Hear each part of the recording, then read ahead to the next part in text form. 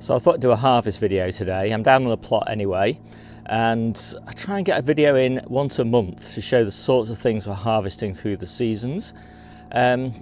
Last week was the scheduled time for the harvest video, but it was the big freeze, and so basically nothing had grown in the previous week, so we decided to give the plot a rest and only harvest just for Debbie and I, which is very unusual. We normally harvest 52 weeks a year, and generally only one big harvest a week, and we generally do it on a Sunday. It's a Sunday today, so let's take a look what we've got. So I'm going to give you a quick skim around the plot just to show you the beds that we're harvesting from. So I'm going to start with the brassicas. The brassicas are such an amazing crop in winter, aren't they? And I've got these baby little plants in here. I kind of popped them in on a whim really in middle of October, which is way too late to plant brassicas, but actually although the plants are small, we have been taking leaves off them every single week all the way through winter. And they're interplanted with turnips, and actually the turnips are doing pretty well. So yeah, I'm kind of hopeful that I might even get an early turnip crop from these before they actually go to seed. And of course the leaves are pretty good as well. So that's the first pick. And then I've got this bed, which has been under cover of this low tunnel. Now, a low tunnel is not strictly necessary for brassicas, and to be honest, I don't think they've really thrived as a result of it. But I was just storing it here really, more than anything else. Now this tunnel will come in really handy soon because it's going over baby kales in another bed. So these will be exposed to the elements in a few weeks' time. So anyway, still lots of nice leafy greens to pick there. And then I've got 5 of these perennial kale plants. And although there's not a huge amount on this one, it's the easiest one to demonstrate. Such beautiful leaves on these. This is the Taunton Dean.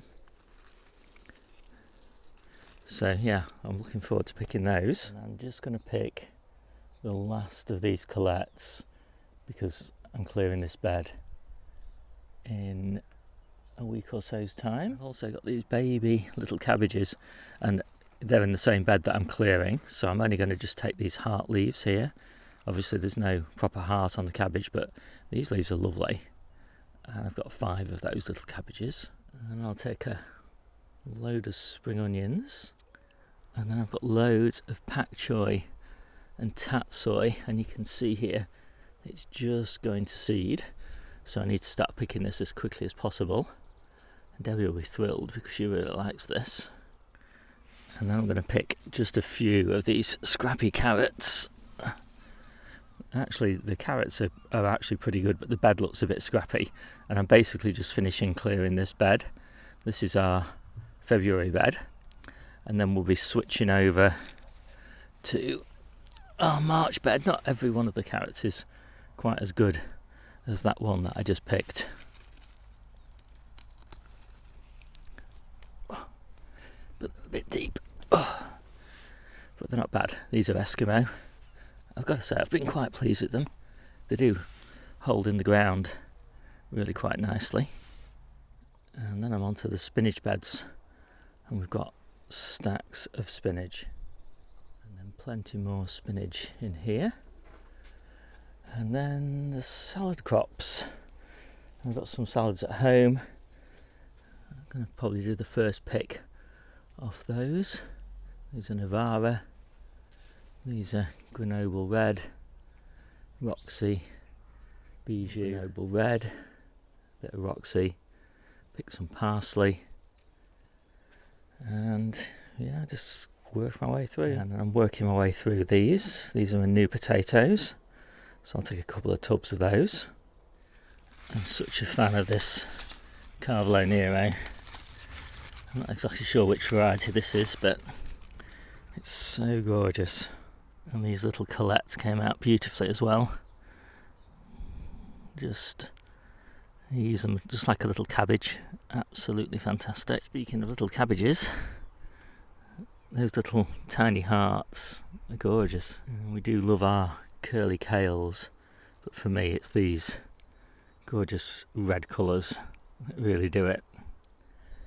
I do love harvesting potatoes, especially when you find this. What absolutely gorgeous potatoes. These are really fantastic. So that's my carrot bed for March, and I've just got these few left here for February, and I think these are coloured ones, although the kind of tops have disappeared, so sometimes a little bit tricky to find. Anyway, yeah, must have been a mixed packet. Anyway, I'm going to rummage around in here, see what I can get. I actually found loads more than I was expecting, but that bed is completely clear now. And so there's the baby new potatoes. Obviously you couldn't live on those, and we obviously have our storage crop as well, but just that fresh taste, it's definitely worthwhile having a few tubs. I just had a quick dig around and got some of these nice little Jerusalem artichokes. So now I've got to pick all this spinach. It's going to be quite a lot actually, and you kind of at this time of year you got to keep on top of it because yeah, it keeps on growing. So I especially need to keep on top of the spinach in the polytunnel because it's got all of this beetroot interplanted into it, so I don't want any leaf shading. So I managed to get a nice little pick of Pak Choy and tatsoi. Maybe one more pick off this before it gets pulled out. So I'm really nearly done now on the allotment. I'm just cleaning up these spring onions. Nothing cleans up so well as spring onions. I love them. So I get a lot of questions about harvesting, and so I've added a chapter to my ebook all about that, and you'll find it in the basics section, and it's harvesting.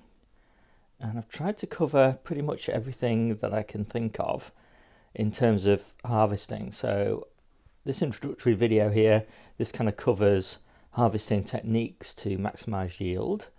And then I've got a lot of stuff about how to make harvesting easier, getting into a good routine, using the right tools for the job, how to organize your harvest, cleaning, prepping, and all of that sort of thing. Storing, packing your harvest, adapting to the season, you know, just general principles about how to make and design your allotment for maximum efficiency when you're harvesting. And then just like techniques of harvesting, so harvesting multiple different types of the plant at different times of year, planting in bunches, interplanting, mixing varieties, all of those sorts of things. So there's a lot of stuff in here, everything basically that I could think of relating to harvesting. And then all the sort of things about how to make your harvest last longer, which is all pretty important as well. And then there's some associated videos, because I've done quite a few harvest videos over the years, harvesting different types of things and showing my process. And so I don't have to repeat that every time I do a harvest anymore. So that's about everything I can think of. If you've got any questions though, just ask away and I'll update the ebook with the answers. So I thought we'd take a quick look at what we've got. So we've got salads at this end. Looking really nice. Very pleased with those. And I've got spinach, spring onions, apples from the store, a little bit of Pak Choy down the end there, beetroot from the store, and we've got brassicas, probably the last of the sprouts there, mixed brassica leaves, and then potatoes, new potatoes at the end, and then these ones here, they're from the store, ochre there, onions and shallots, carrots, in fact lots and lots of carrots, and Jerusalem artichokes, parsley and leeks, and some more carrots. So that is a pretty nice selection there.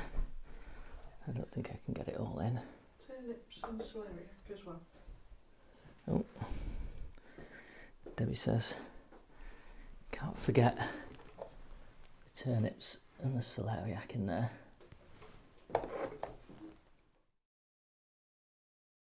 So, hope you like this quick video. My name's Steve, this is the Seaside Kitchen Garden and Allotment channel, and I'll see you soon.